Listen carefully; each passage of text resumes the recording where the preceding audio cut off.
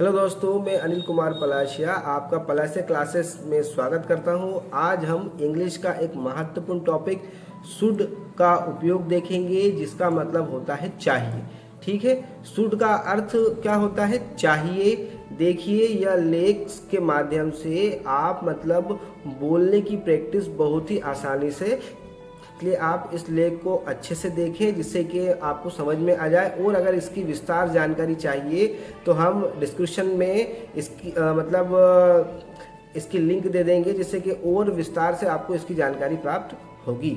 तो शुड का अर्थ होता है चाहिए, मतलब चाहिए, सलाह देना, उपदेश देना, कर्तव्य का बोध कराना। ये चारों जगह पर हम शुड का उपयोग करेंगे। सबसे पहले आपको बता दूं कि शुड का उपयोग जो है हम अभी इसमें सिर्फ काय के लिए कर रहे हैं, क्रिया के साथ कर रहे हैं। ठीक है, काय के साथ कर रहे हैं, वर्ब के साथ शुड का उपयोग हम कर रहे हैं। यह आपको मैं पहले स्पष्ट कर दूं। ठीक है, तो अब शुड का उपयोग जो होता है किनके साथ होता है? ऑल सब्जेक्ट के साथ। सब्जेक्ट किसे कहते हैं? आई यानी मुझे, वी यानी हमें, यू यानी तुम्हें, दे यानी उन्हें, ही लड़के के लिए उसे, सी लड़की के लिए उसे। ठीक है, इनके साथ हम शुड का उपयोग करेंगे। ओके, अब शुड का उपयोग 4 प्रकार से करेंगे, आप ये भी देख लीजिए। सबसे पहले शुड का उपयोग सरल वाक्य में करेंगे, जो सिंपल सेंटेंस कहते हैं। फिर नेगेटिव वाक्य में करेंगे, जिसको नकारात्मक वाक्य कहते हैं। फिर है प्रश्नवाचक वाक्य, इसको इंटरोगेटिव सेंटेंस कहते हैं। और फिर करेंगे हम WH के साथ इसका प्रयोग। ठीक है, तो सबसे पहले हम देखते हैं सिंपल, सरल भाषा में सेंटेंस। ठीक है, तो सब सिंपल बनाने में सब्जेक्ट आएगा, फिर शुड आएगा, फिर क्रिया आएगी। ठीक, सब्जेक्ट किसको बोलते हैं पहले बता दिया, ये सब्जेक्ट है। I, we, you, they, he, she, name. I खुद के लिए किया जाता है, स्वयं के लिए। वी 2 व्यक्तियों के लिए किया जाता है। यू सामने वाले व्यक्ति के लिए किया जाता है। दे बहुत सारे लोगों के लिए किया जाता है। ही लड़के या आदमी के लिए किया जाता है। सी लड़की या औरत के लिए उपयोग किया जाता है। ठीक है, चलो सिंपल सेंटेंस देखते हैं। शुड का प्रयोग, पहले सब्जेक्ट आएगा, फिर शुड आएगा, फिर वर्ब आएगा। देखो, सब्जेक्ट लिया आई यानी मुझे, शुड चाहिए, गो यानी जाना, क्रिया लिए। बनाते हैं अपन इसको, आई शुड गो, मुझे जाना चाहिए। ठीक है, देखिए लिखिए I should go, I should go, तो मुझे जाना चाहिए। ठीक है, अगला सेंटेंस है हमें खाना चाहिए, मतलब हमें खाना चाहिए। ठीक है, तो पहले नंबर पे हमें, फिर शुड और फिर इट क्रिया है। ठीक है, तो पहला, तीसरा और पहला हो गया, इसके बाद ये दूसरे नंबर पे आएगा और फिर ये तीसरे नंबर पे आएगा। ठीक, हमें खाना चाहिए, तो वी शुड इट। अगला है तुम्हें खेलना चाहिए, you should play. You should तुम्हें चाहिए, प्ले यानी खेलना, तुम्हें खेलना चाहिए। उन्हें पीना चाहिए, दे शुड ड्रिंक, तो उन्हें पीना चाहिए। अगला ये हो गए 4 सेंटेंस हमारे सिंपल से। अब अगला है हमारा नेगेटिव सेंटेंस, मतलब नकारात्मक। नकारात्मक का मतलब होता है नहीं का बोध होना। ठीक है, सब्जेक्ट आएगा, शुड आएगा, नोट आएगा और वर्ब आएगा। पहले ही स्ट्रक्चर बता रहा हूं, सब्जेक्ट आएगा तो आई, वी, यू, दे, शुड आएगा। ठीक है, नोट आएगा नहीं, और वर्ब आएगा। देखते हैं, मुझे नहीं जाना चाहिए, तो आई यानी मुझे, शुड यानी चाहिए, नोट यानी नहीं, गो यानी जाना। मुझे नहीं जाना चाहिए, पहला हो गया।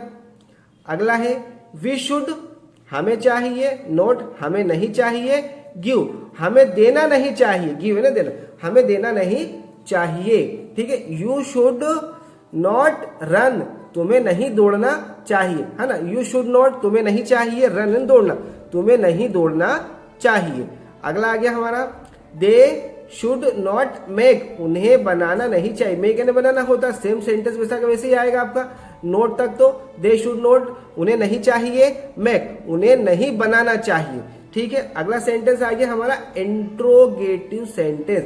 इंट्रोगेटिव सेंटेंस का मतलब होता है प्रश्नवाचक वाक्य। ठीक है, अब इसमें क्या होता है कि शुड पहले आएगा, फिर वर्ब नाउन सब्जेक्ट आएगा, फिर क्रिया आएगी। शुड सब्जेक्ट और वर्ब, शुड सब्जेक्ट और वर्ब। शुड आई गो, क्या मुझे दौड़ना चाहिए। शुड पहले आया तो क्या लिखाएगा, क्या। ठीक है, शुड आई गो, क्या मुझे दौड़ना चाहिए, शुड वी कम, क्या हमें आना चाहिए, है ना।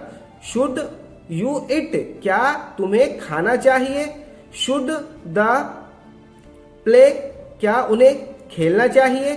ठीक है, अब आगे हमारा WH प्रश्न का निर्माण। WH का मतलब होता है जो शुरू में प्रश्न, जैसे वाट हो गया, हाउ हो गया, वाई हो गया, विच हो गया, मतलब ये शब्द शुरू में आते हैं। ठीक है, इंग्लिश वर्ड में पहले WH का प्रयोग किया जाएगा, फिर शुड आएगा, फिर सब्जेक्ट आएगा और फिर वर्ब आएगा। ठीक है, जैसे मुझे क्या पढ़ना चाहिए, तो मुझे क्या पढ़ना चाहिए, तो मतलब अब ये एक क्या हो गया है, प्रश्न हो गया है। मुझे क्या पढ़ना चाहिए, क्या है ना, वाट लगा, शुड आया, आई आया, रीड आया। स्ट्रक्चर देखो, WH ये रहा, शुड ये रहा, सब्जेक्ट ये रहा, वर्ब ये रही। ठीक है, तो मुझे क्या पढ़ना चाहिए, तो व्हाट शुड आई रीड।